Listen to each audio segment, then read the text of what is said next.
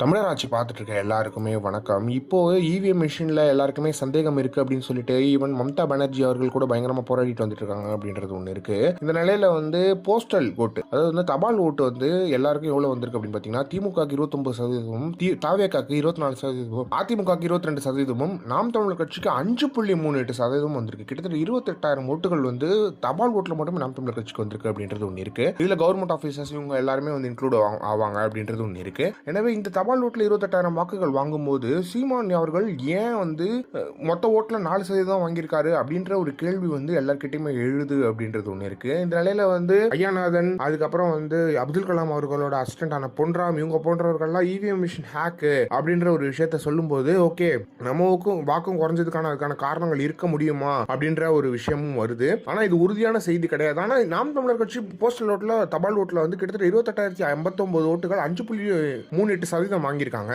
எனவே இதுதான் ஒரு சந்தேகத்தை ஏற்படுத்துது அப்படின்றது ஒன்று இருக்கு. ஈவன் கவர்மெண்ட் வேலையை பார்க்குறவங்க கூட நாம் தமிழர் கட்சி மேல விருப்பப்பட்டு போஸ்டல் ஓட்டுல கிட்டத்தட்ட 28,000 பேர் இருக்காங்க அப்படின்னா, நீங்க மக்கள் ஏன் இருக்காம போயிடுவாங்க அப்படின்ற ஒரு கேள்வி எழுது. ஏன்னா எங்க போனாலும் எழுச்சியான கூட்டம் வரும்போது சீமானவர்களுக்கு வாக்கு மட்டும் ஏன் குறைஞ்சது அப்படின்ற கேள்வி வருது. எனவே இந்த போஸ்டல் ஓட்டு வந்ததுல, இந்த ரிசல்ட் வந்ததுல ரொம்ப கிளியரா ஒரு விஷயம் தெரியுது. அதுல சீமானவர்கள் கரெக்டான வாக்கு சதவீதத்தில் தான் போயிருக்காரு. ஆனா இங்க ஏதோ ஒரு பிரச்சனை நடந்திருக்கு அப்படின்றது ரொம்ப கிளியரா தெரியுது. எனவே சீமானவர்களும் சரி, நாம் தமிழர் கட்சியும் தம்பிகளும் சரி, கொஞ்சம் கூட தளராம மறுபடியும் எழுந்து வாங்க. நமக்கு நிறைய இருக்கு வேலைகள் அப்படின்றதுல எந்த ஒரு மாற்றமே கிடையாது. இதை பத்தி நீங்க என்ன நினைக்கிறீங்க அப்படின்றது மறக்காம கமெண்ட் பாக்ஸ்ல சொல்லுங்க.